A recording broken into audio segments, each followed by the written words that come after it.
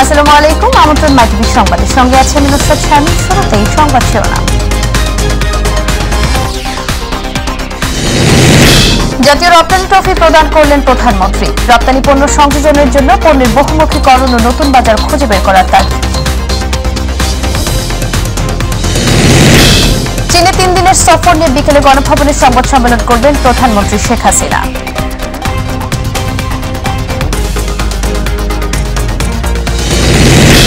কোটা সংস্কারের দাবিতে শিক্ষার্থীদের গণপদযাত্রা। রাষ্ট্রপতির কাছে দেবেন স্মারকলিপি, না পৌঁছেই আন্দোলন করা হচ্ছে বললেন স্বরাষ্ট্রমন্ত্রী। যুক্তরাষ্ট্রের পেনসিলভানিয়ার নির্বাচনী সমাবেশে ডোনাল্ড ট্রাম্পের ওপর গুলি, কানে আঘাত পেয়েছেন ট্রাম্প, হামলাকারী নিহত, নিন্দা জানিয়েছেন জো বাইডেন। এবং বরিশালের মোলাদির মিরগঞ্জ ফেরিঘাটে নিয়মিত নেওয়া হচ্ছে মাত্রাতিরিক্ত ভাড়া। ঘাট কর্তৃপক্ষের আচরণ ও কার্যক্রমে জিম্মি শ্রমিক সহ সাধারণ মানুষ।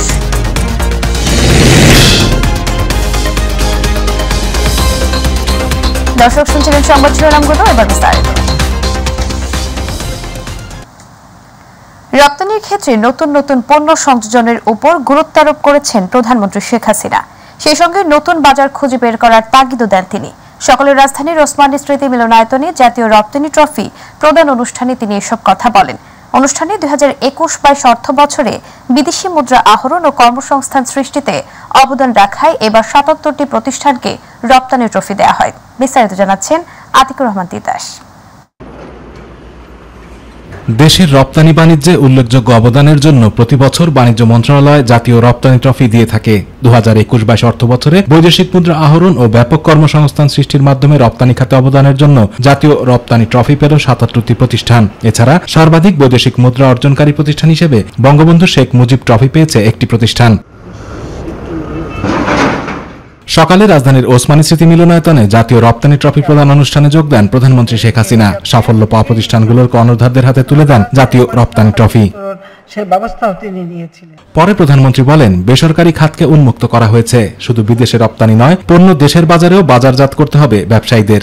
বিভিন্ন ব্যবসা বাণিজ্য সবকিছু আমরা কিন্তু টেলিভিশন, রেডিও, বিমান, হেলিকপ্টার থেকে শুরু করে শিল্প কলকারখানা, প্রত্যেকটা সেক্টরে বেসরকারি খাত যাতে সুযোগ পায় সেটাকে আমি উন্মুক্ত করে দিয়েছিলাম। বাজারজাত শুধু দেশে কেন, বিদেশে কেন, আমার দেশেও যাতে করা যায় সেই ব্যবস্থাটা আমাদের নিতে হবে।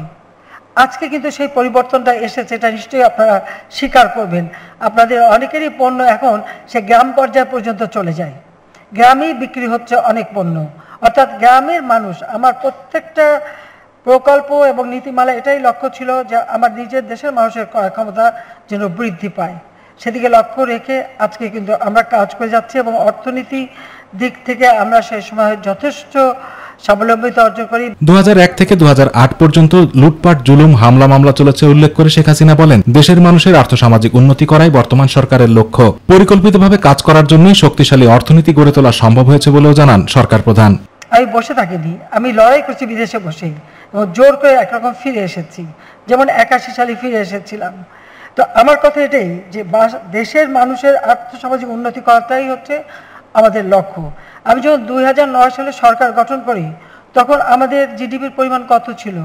মাত্র 102 বিলিয়ন মার্কিন ডলার।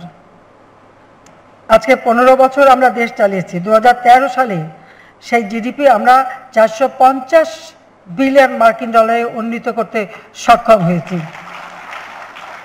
আমাদের প্রবৃদ্ধি 7.25% উন্নীত করতে সক্ষম হয়েছি। খাদ্যপণ্য, গার্মেন্ট, ডিজিটাল ডিভাইসের মতো নতুন নতুন চাহিদা সম্পন্ন পণ্য রপ্তানির উদ্যোগ নেওয়ার আহ্বান জানিয়ে প্রধানমন্ত্রী বলেন, প্রযুক্তি সম্পন্ন নতুন প্রজন্ম গড়ার কাজ করছে সরকার। এখনকার সমাজে ব্যবসা বাণিজ্য বা শিল্প কলকারখানা এটাই হচ্ছে সমাজের মেরুদণ্ড, সব থেকে বেশি এটা যোগ্যতা পারে। আমাদের ছেলেমেয়েদের লেখাপড়া শিখেও আমরা সেইভাবে তৈরি করে দিচ্ছি এবং আধুনিক প্রযুক্তি জ্ঞান সম্পন্ন আমাদের প্রজন্মের পর প্রজন্ম তৈরি হবে এবং দেশের উন্নয়নের ধারাবাহিকতা বজায় থাকবে এবং দেশের মানুষের ভাগ্য পরিবর্তন হবে, সেটাই আমরা চাই। আজকে আমরা বাংলাদেশকে স্মার্ট বাংলাদেশ হিসেবে গড়ে তুলব। সেটা আমরা 2041 সালে বাংলাদেশ হবে উন্নত, সমৃদ্ধ, ক্ষুধা দারিদ্র্যমুক্ত, smart Bangladesh, smart government, smart economy, smart population, smart society, সেইভাবে এই বাংলাদেশকে গড়ে তুলব। Atiqur Rahman Titas, my TV. আজকে বিদ্যুৎ উৎপাদন ঘরে ঘরে। চীনে 3 দিনের সফর নিয়ে সংবাদ সম্মেলন করবেন প্রধানমন্ত্রী শেখ হাসিনা। বিকেল 4টায় গণভবনে এই সংবাদ সম্মেলন অনুষ্ঠিত হবে। চীনের প্রেসিডেন্ট শি জিনপিং এর আমন্ত্রণে 8 জুলাই চীন পৌঁছান প্রধানমন্ত্রী শেখ হাসিনা। বেজিং এ প্রধানমন্ত্রী 8 থেকে 10 জুলাই পর্যন্ত অবস্থানকালে চীনের প্রেসিডেন্ট শি জিনপিং এর সঙ্গে দ্বিপক্ষীয় বৈঠক করেন এবং প্রধানমন্ত্রী লি কিয়াং এর সঙ্গে প্রতিনিধি পর্যায়ে দ্বিপক্ষীয় বৈঠক সহ বিভিন্ন অনুষ্ঠান সম্পন্ন করেন। 10 জুলাই বেজিং এর গ্রেট হল অব দ্য পিপলে বাংলাদেশের প্রধানমন্ত্রী ও চীনের প্রধানমন্ত্রীর মধ্যে একটি প্রতিনিধি পর্যায়ের দ্বিপক্ষীয় বৈঠকের পর দুদেশ 21টি সমঝোতা স্মারক স্বাক্ষর করে এবং 7টি প্রকল্পের ঘোষণা দেয়। সকল গ্রেডের সরকারি চাকরিতে সর্বোচ্চ 5% কোটা রেখে যৌক্তিক সংস্কারের দাবিতে রাষ্ট্রপতির কাছে স্মারকলিপি দিতে ঢাকা বিশ্ববিদ্যালয় থেকে বঙ্গভবনের উদ্দেশ্যে গণপদযাত্রা করে শিক্ষার্থীরা। দুপুর 12টায় ঢাকা বিশ্ববিদ্যালয়ের কেন্দ্রীয় লাইব্রেরির সামনে থেকে গণপদযাত্রা কর্মসূচি শুরু করেন তারা। গণপদযাত্রাটি শাহবাগ থেকে মৎস্য ভবন, তারপর প্রেস ক্লাব হয়ে গুলিস্তান পৌঁছায়। এরপর শিক্ষার্থীদের প্রতিনিধিদের মাধ্যমে স্মারকলিপি রাষ্ট্রপতির কাছে পৌঁছে দেওয়ার কথা রয়েছে। এছাড়া আজ দেশব্যাপী বিভিন্ন জেলার শিক্ষা প্রতিষ্ঠানের শিক্ষার্থীরা গণপদযাত্রা করে নিজ নিজ জেলা প্রশাসকের মাধ্যমে রাষ্ট্রপতি বরাবর স্মারকলিপি দেবেন।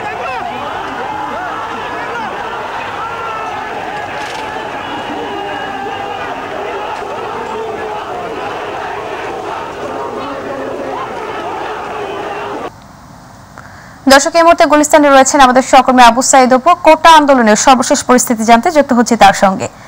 অপু, কোটা সংস্কার আন্দোলনকারীরা এখন কোথায় অবস্থান করছেন এবং বিস্তারিত কি পরিস্থিতি দেখছেন আপনি আমাদেরকে জানান।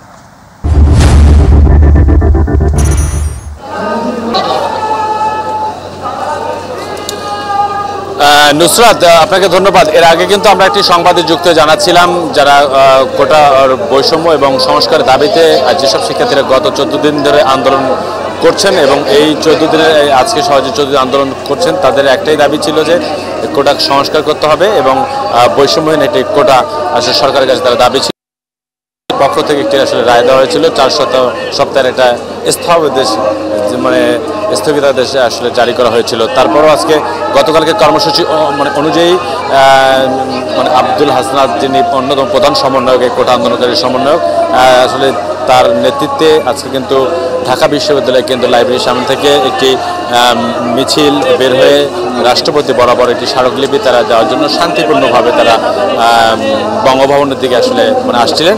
কিন্তু মাঝপথে মৎস্য ভবন এবং আপনার গুলিস্তান 0 পয়েন্ট এসব এই জায়গাগুলোতে আসলে পুলিশের কিছুটা বাধার মুখে পড়তে হয়, কারণ এবং শান্তিপূর্ণ পরিবেশের মধ্য দিয়ে তারা যেন এটি পরিবহন করতে পারে সেজন্য সেই অবস্থাটাও কিন্তু দেখিয়েছে পুলিশ এবং তাদের সাথে কথা বলেছে, তাদের সাথে আলোচনা করেছে।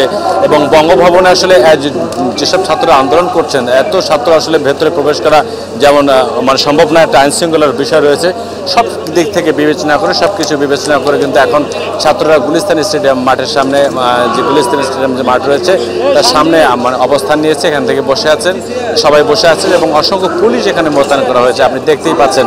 এবং পাশাপাশি আরেকটা বিষয় আপনাকে জানিয়ে রাখি যে এদের মধ্য থেকে দফায় দফায় করে এদের যে কোটা সংস্কার এবং বৈষম্য বিরোধী আন্দোলন আব্দুল্লাহ সহ 12 জন নেতৃবৃন্দ রাষ্ট্রপতি শাহাবুদ্দিন টিপুর সঙ্গে আসলে দেখা করতে গেছেন এবং রাষ্ট্রপতি মহোদয়ের সঙ্গে দেখা করে কী ধরনের আলোচনা হবে বা কী ধরনের ফলপ্রসূ আলোচনা হবে সেই অপেক্ষায় আসলে সবাই আসলে প্রহর তুলছেন।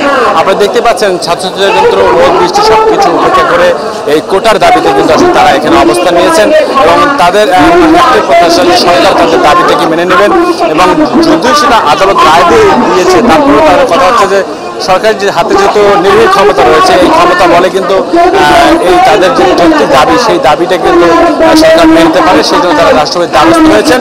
রাষ্ট্রপতি যেন সেটি সংসদ উত্থাপনের মাধ্যমে বিল পাসের মাধ্যমে সেটি যেন কোটার সংস্কার করে এবং বৈষম্য বিরোধী যে আন্দোলন যে তারা করে আসছে সেই কোটা আন্দোলন যেন বাস্তবায়ন হয়। আসলে নুসরাত, এখন শুধু সময় অপেক্ষা মাত্র, এখনো পর্যন্ত কোনো প্রকার অনাকাঙ্ক্ষিত ঘটনা ঘটেনি। আমরা যেহেতু সকাল থেকে বিষয়টাকে ফলো করছিলাম, অনুসরণ করছিলাম। তো এখন আসলে 12 জনকে বঙ্গভবনে নিয়ে যাওয়া হয়েছে, 12 জন শিক্ষার্থী নেতৃবৃন্দকে। তারা আসলে রাষ্ট্রপতির সঙ্গে দেখা করবেন, তাদের স্মারকলিপি তারা প্রদান করবেন এবং প্রদান শেষে পরবর্তী সে গণমাধ্যম কর্মীদের সাথে কথা বলবেন যে রাষ্ট্রপতি আসলে তাদের কী ধরনের আশ্বস্ত করেছেন এবং কোটা বিরোধী যে বৈষম্যটা সেটা কতটুকু নিরসন করবেন সেই ব্যাপারে আসলে রাষ্ট্রপতি কী বলেছেন এবং সরকারের সাথে কথা বলবেন কিনা সে বিষয়ে আসলে বিস্তারিত জানা যাবে। তো নুসরাত, আসলে এখন পর্যন্ত এটাই ছিল আমার কাছে এই গুলিস্তান এলাকা থেকে সর্বশেষ খবর। নুসরাত। অপু, আপনাকে ধন্যবাদ। দর্শক, গুলিস্তান থেকে আমাদের সঙ্গে যুক্ত ছিলেন সহকর্মী আবু সাইদ অপু। তিনি কিন্তু জানাচ্ছিলেন শিক্ষার্থীদের গণপদযাত্রার বিস্তারিত। এবার চলে যাচ্ছি পরবর্তী প্রসঙ্গে। কোটা আন্দোলনকারীরা পরিস্থিতি না বুঝেই আন্দোলন করছে বলে মন্তব্য করেছেন স্বরাষ্ট্রমন্ত্রী আসাদুজ্জামান খান কামাল। দুপুরে মাদকদ্রব্য নিয়ন্ত্রণ অধিদপ্তরের মাদকদ্রব্যের অপব্যবহার ও অবৈধ পাচার বিরোধী আন্তর্জাতিক দিবস ও পুরস্কার বিতরণী অনুষ্ঠান শেষে সাংবাদিকদের তিনি একথা জানান। তিনি বলেন, যে কেউ সংক্ষুব্ধ হলে মামলা করতে পারে, তদন্তেই বের হয়ে আসবে ঘটনার উস্কানিদাতা কারা। এ সময় শিক্ষার্থীদের 24 ঘন্টার আলটিমেটামকেও ভিত্তিহীন বলেন স্বরাষ্ট্রমন্ত্রী। এগুলো মনে হয় তারা না বুঝে করছে। এটা পরিষ্কার হাইকোর্টের থেকে, সুপ্রিম কোর্ট থেকে নির্দেশনা দিয়েছে 8 তারিখে এটার একটা রায় ঘোষণা করবে, শুনানি হবে। সেই শুনানি দিয়ে তাদেরকেও পার্টিসিপেট করতে বলছে, সেগুলি না করে তারা রাস্তা অবরোধ করছে। এইগুলি সব কিছুই কিন্তু এখন বিচার বিভাগের হাতে। যে কেউ সংক্ষুব্ধ হলে মামলা করতে পারে। মামলা তদন্তর পরে যদি এটার মেরিট না থাকে তাহলে এটা অটোমেটিক বাতিল হয়ে যাবে। সেইখানে 24 ঘন্টা, 10 ঘন্টা, 24 দিন এইগুলো কোনো প্রশ্ন আসে না। যুক্তরাষ্ট্রের পেনসিলভানিয়ায় নির্বাচনী সমাবেশ করতে গিয়ে প্রাণঘাতী হামলার শিকার হয়েছেন দেশটির সাবেক প্রেসিডেন্ট ও রিপাবলিকান প্রার্থী ডোনাল্ড ট্রাম্প। সমাবেশে বক্তৃতা দেওয়ার সময় দূরবর্তী একটি ভবনের ছাদ থেকে তার উপর স্নাইপার হামলা হয়েছে। সৌভাগ্যক্রমে হামলায় অল্পের জন্য বেঁচে গেছেন ট্রাম্প, তবে তার ডান কানে গুলি লেগেছে। ঘটনার পর হামলাকারীও নিহত হন। হামলার বিষয়ে কঠোর নিন্দা জানিয়েছেন মার্কিন president Joe Biden. Atiqur Rahman তিতাসের আরও একটি রিপোর্ট। নির্বাচনী প্রচার চলাকালে গুলিবিদ্ধ হয়েছেন যুক্তরাষ্ট্রের রিপাবলিকান দলের প্রেসিডেন্ট প্রার্থী ডোনাল্ড ট্রাম্প। শনিবার নির্বাচনী এক জনসভায় অংশ নিয়ে বক্তৃতা দেওয়ার সময় ডান কানে গুলিবিদ্ধ হন তিনি। এতে তার কান থেকে রক্ত গড়িয়ে পড়তে দেখা যায়। গুলির ঘটনার পরপরই জনসভায় আগত ব্যক্তিদের মধ্যে আতঙ্ক ছড়িয়ে পড়ে। সিক্রেট সার্ভিস এক বিবৃতিতে জানিয়েছে বন্দুকধারীও নিহত হয়েছেন। এছাড়া জনসভায় গুলির ঘটনায় আরও একজন নিহত এবং 2 জন আহত হয়েছে। ট্রাম্প নিজস্ব সামাজিক যোগাযোগ মাধ্যম ট্রুথ সোশ্যাল প্ল্যাটফর্মে লিখেছেন, তার ডান কানের উপরে গুলি লেগেছে, প্রচুর রক্তক্ষরণ হয়েছে, তবে তিনি সুস্থ আছেন।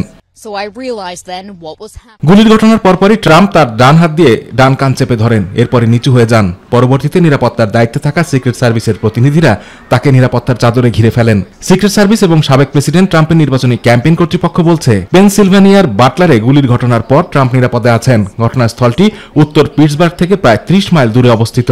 বন্দুকধারীর পরিচয় এখনো পাওয়া যায়নি এবং তার প্রকৃত উদ্দেশ্য কি ছিল সে সম্পর্কে তাৎক্ষণিকও কিছু জানা যায়নি। রিপাবলিকান এবং ডেমোক্র্যাট এই ঘটনায় শোক জানিয়েছে। সিক্রেট সার্ভিস এজেন্সি জানিয়েছে বন্দুকধারী বাইরে থেকে এসে ট্রাম্পের উপর গুলি চালায়। মার্কিন প্রেসিডেন্ট নির্বাচন অনুষ্ঠিত হওয়ার 4 মাসের কম সময়ের আগেই এই বন্দুক হামলার ঘটনা ঘটল। আগামী 5 নভেম্বর মার্কিন প্রেসিডেন্ট নির্বাচন অনুষ্ঠিত হবে। এই নির্বাচনে ডেমোক্র্যাট প্রার্থী প্রেসিডেন্ট জো বাইডেনের বিপক্ষে প্রতিদ্বন্দ্বিতা করছেন ডোনাল্ড ট্রাম্প। এদিকে হামলার বিষয়ে কঠোর নিন্দা জানিয়েছেন মার্কিন প্রেসিডেন্ট জো বাইডেন। তিনি বলেন, আমেরিকায় এই ধরনের সহিংসতার কোনো স্থান নেই, এই ধরনের হামলা ক্ষমা করা যায় না বলেও জানিয়েছেন তিনি। Atikur Rahman Titas, my TV. বয়সের নিয়ম না মানার অভিযোগে রাজধানীর ভিকারুন্নেসা নূন স্কুল অ্যান্ড কলেজের স্কুল শাখায় ভর্তিকৃত প্রথম শ্রেণীর 169 শিক্ষার্থীর ভর্তি বাতিলের রায়ের বিরুদ্ধে লিভ টু আপিল খারিজ করে দিয়েছেন আপিল বিভাগ। সকালে প্রধান বিচারপতি ওবায়দুল হাসানের নেতৃত্বে 3 বিচারপতির আপিল বেঞ্চ এই আদেশ দেন। গত 87 জুন বয়সের নিয়ম না মানার অভিযোগে রাজধানীর ভিকারুন্নেসা নূন স্কুল অ্যান্ড কলেজের স্কুল শাখায় ভর্তিকৃত প্রথম শ্রেণীর 169 শিক্ষার্থীর ভর্তি বাতিল থাকবে বলে হাইকোর্টের দেয়া রায় প্রকাশ করা হয়। বিচারপতি JBM হাসান ও বিচারপতি রাজিক আল জলিলের হাইকোর্ট বেঞ্চ এ রায় দেন। পরে এই রায়ের বিরুদ্ধে লিভ টু আপিল করেন শিক্ষার্থীর অভিভাবকরা।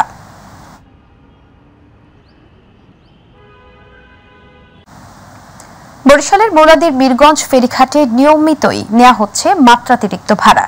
ঘাট কর্তৃপক্ষের আচরণ ও কার্যক্রমে জিম্মি, শ্রমিক সহ সাধারণ মানুষ শক্তিশালী চক্রের জন্যই কিছু করা যাচ্ছে না বলে জানিয়েছে স্থানীয় সংসদ সদস্য।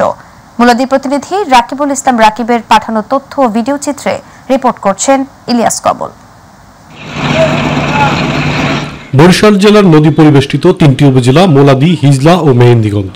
বিচ্ছিন্ন এই 3 দ্বীপ উপজেলার বাসিন্দাদের বরিশাল শহরের সঙ্গে যোগাযোগের একমাত্র মাধ্যম মুলাদি ও বাবুগঞ্জ উপজেলার সীমান্তবর্তী আরিয়ালখা নদীর মিরগঞ্জ ফেরিঘাট। অভিযোগ উঠেছে ঘাটের ইজারাদার প্রভাব খাটিয়ে যানবাহন ও যাত্রীদের কাছ থেকে দ্বিগুণ থেকে সর্বোচ্চ 10 গুণ পর্যন্ত ভাড়া আদায় করছেন। নিয়মনীতির তোয়াক্কা না করে নিজেদের খেয়াল খুশি মতো এই ভাড়া আদায় করায় ফেরি কর্তৃপক্ষের এমন আচরণে নাস্তানাবুদ এই রুটে চলাচলকারী চালক যাত্রী সবাই। রাত্রে পারাইলে 2400 আর দিনে পারাইলে আপনার 1600 টাকা। যে ভাড়া আসে তার ম্যাক্সিমাম টাকাটাই যায় আমাদের ফেরি ভাড়াতে। এখন জনগণ সুবিধা পাইতেছে না, পাইতেছে যারা এইটা ইজারা নিতেছে, ইজারাদার এবং তার লোকজন। ট্রেইলার 250 টাকার পরিবর্তে নেওয়া হচ্ছে 2800 টাকা, মিডিয়াম ট্রাক 100 টাকার পরিবর্তে নেওয়া হচ্ছে 2400 টাকা, মিনি ট্রাক 75 টাকার পরিবর্তে নেওয়া হচ্ছে 1800 টাকা, আর রাত হলে বাড়ে অর্থের পরিমাণ। ফেরি পারাপারের জন্য নির্ধারিত ভাড়ার থেকে কয়েক গুণ বেশি টাকা গুনতে হয় পরিবহন শ্রমিকদের। ফেরি কর্তৃপক্ষের এমন আচরণে নাস্তানাবুদ এই রুটে চলাচলকারী চালক যাত্রী সবাই। 2100 টাকা তা আমরা বলতে পারি না, এটা ডাকের ফেরি। আমার কাছ থেকে যে 1600 টাকা নিয়েছে সরকারি নিয়ম অনুযায়ী অনেক বেশি নিয়েছে আর স্লিপ দেয় না। ফেরি ইজারাদারদের এমন আচরণে জিম্মি থাকার কথা স্বীকার করেছেন স্থানীয় সংসদ সদস্য।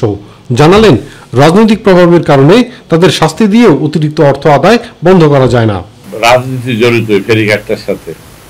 আমি বহুবার যারা ফেরি ঘাটে ডিউটি করে অনেকের ধরতে গিয়ে ইউনো সাহেবরা এদের 3 দিন 5 দিন 7 দিন শাস্তি দিয়ে দিছে, কিন্তু কোনো লাভ হয় না। এ বিষয়ে জানতে চাইলে দিন ও রাতে পৃথক ভাড়া নেওয়ার কথা স্বীকার করে ঘাট কর্তৃপক্ষ। তবে অতিরিক্ত ভাড়া প্রসঙ্গে কোনো কথা বলেনি তারা। ভাড়া কিছু টাকা বাদ করে, ওরা ওরাও জানে রাত দিনের ভাড়া যে মানে যত ফেরিঘাট আছে দিনে একটা কোনো ভাড়া, রাত্রে কিন্তু আরেকটা কোনো ভাড়া ফেরিঘাট যা।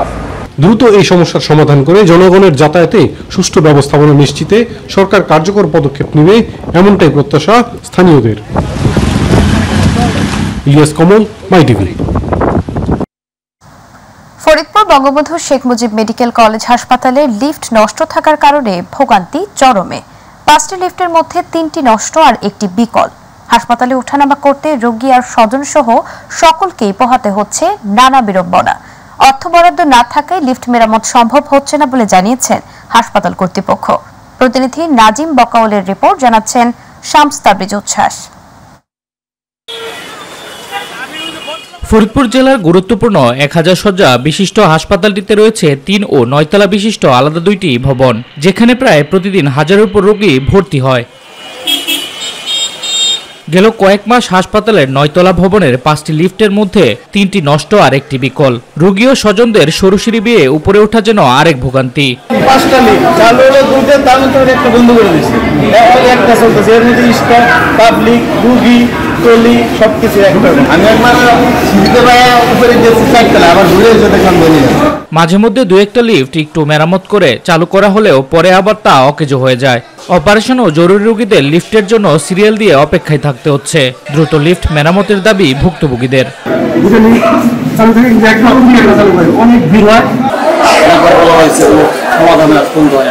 হাসপাতালের লিফট সমস্যায় রোগীদের ভোগান্তির কথা স্বীকার করে পরিচালক জানান, বরাদ্দ না পাওয়ায় লিফটগুলো মেরামত করা সম্ভব হচ্ছে না। প্রতিনিয়ত গণপূর্তের সাথে যোগাযোগ রাখছি। ওনারা আমাদেরকে গত বছর ব্যাপী আশ্বাস দিয়ে গিয়েছেন যে ওনারা বরাদ্দের জন্য ওনারা আবেদন করেছেন, কিন্তু ওনাদের ঊর্ধ্বতন কর্তৃপক্ষ থেকে বরাদ্দ ওনারা পাচ্ছেন না, যার জন্য একটা বছর এই খাতে ওনারা কোনো টাকা কন্ট্রাক্টরকে দিতে পারেনি। কন্ট্রাক্টর আমাদেরকে জুন মাসের মাঝামাঝি জানাই দিছে যে ওনার জুনের 30 তারিখে পরে ওনারা কিছুই করতে পারবে না। প্রতিদিনই ফরিদপুর সহ আশপাশের কয়েক জেলার অসংখ্য রোগী চিকিৎসা সেবা নিতে আসেন দূর দূরান্ত থেকে এখানে। তাই স্বাস্থ্যসেবা নিশ্চিত করতে হাসপাতালটির সব ধরনের সমস্যা দ্রুত সমাধানের প্রত্যাশা সকলের। শামস তাবরিজ উচ্ছ্বাস, মাই টিভি নিউজ ডেস্ক। এ পর্যায়ে থাকছে আমাদের দেশে।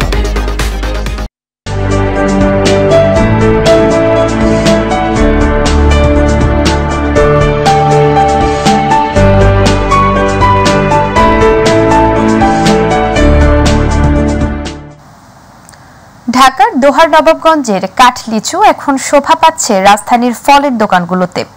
একসময়কার অবহেলিত লিচু আকৃতির মিষ্টি ফলটি বর্তমানে বিদেশেও রপ্তানি হচ্ছে। তবে চাহিদা বাড়লেও দিন দিন গাছ উজাড় হয়ে যাওয়ার হুমকির মুখে পড়েছে এই ফলটি। প্রতিনিধি শামসুল ইসলাম সনিটির রিপোর্ট, জানাচ্ছেন SM হামিম।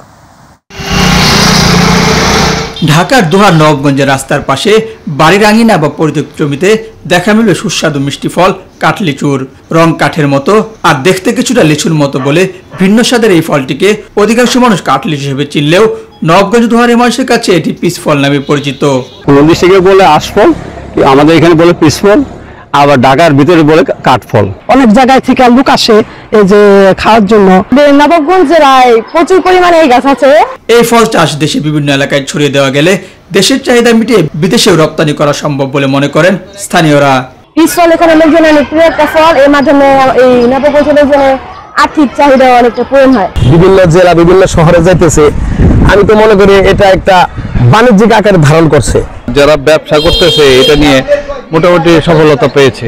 লিচুর মৌসুম শেষ হওয়ার পরপরই বাজারে লিচুর জায়গা দখল করে নেয় ফলটি। লিচু যে দরে বিক্রি হয় তার কাছাকাছি বিক্রি হয়, 300-350 টাকা কেজি দেখলাম। এই পিস ফল দিয়ে দোহার এবং নবাবগঞ্জের মানুষ বেশি পরিচিত হবে। উপজেলা কৃষি বিভাগের মাধ্যমে কাঠলিচুর চারা সংরক্ষণ করে সারা দেশের চাষাবাদ বৃদ্ধির একটি পদক্ষেপ নেওয়া হয়েছে বলে জানিয়েছে উপজেলা নির্বাহী কর্মকর্তা। আমরা উপজেলা প্রশাসনের পক্ষ থেকে আমাদের উপজেলা কৃষি অফিসারের মাধ্যমে এই পিস ফলের চারা সংগ্রহ করে আমাদের অন্যান্য উপজেলাগুলোতে ব্যাপকভাবে চাষাবাদের আমরা একটা পদক্ষেপ নিয়েছি এবং আগামী অর্থ বছরগুলো এই পরিকল্পনা আমাদের আরো অনেক বেশি দ্রুত বাস্তবায়ন হবে। SM হামিম, মাই টিভি। সংবাদের শেষ প্রান্তে আমরা, তবে যাবার আগে সংবাদ শিরোনামগুলো জানিয়ে দেব আরো একবার। জাতীয় রপ্তানি ট্রফি প্রদান করলেন প্রধানমন্ত্রী। রপ্তানি পণ্য সংযোজনের জন্য পণ্যের বহুমুখীকরণ ও নতুন বাজার খুঁজে বের করার তাগিদ।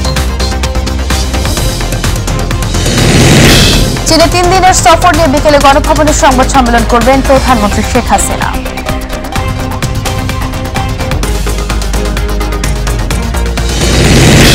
কোটা সংস্কারের দাবিতে শিক্ষার্থীদের গণপদযাত্রা। রাষ্ট্রপতির কাছে দেবেন স্মারকলিপি, না পৌঁছেই আন্দোলন করা হচ্ছে বললেন স্বরাষ্ট্রমন্ত্রী। যুক্তরাষ্ট্রের পেনসিলভানিয়ায় নির্বাচনী সমাবেশে ডোনাল্ড ট্রাম্পের উপর গুলি, কানে আঘাত পেয়েছেন ট্রাম্প, হামলাকারী নিহত, নিন্দা জানিয়েছেন জো বাইডেন। এবং বরিশালের মোলাদের মিরগঞ্জ ফেরিঘাটে নিয়মিত নেওয়া হচ্ছে মাত্রাতিরিক্ত ভাড়া। ঘাট কর্তৃপক্ষের আচরণ ও কার্যক্রমে জিম্মি শ্রমিক সহ সাধারণ মানুষ।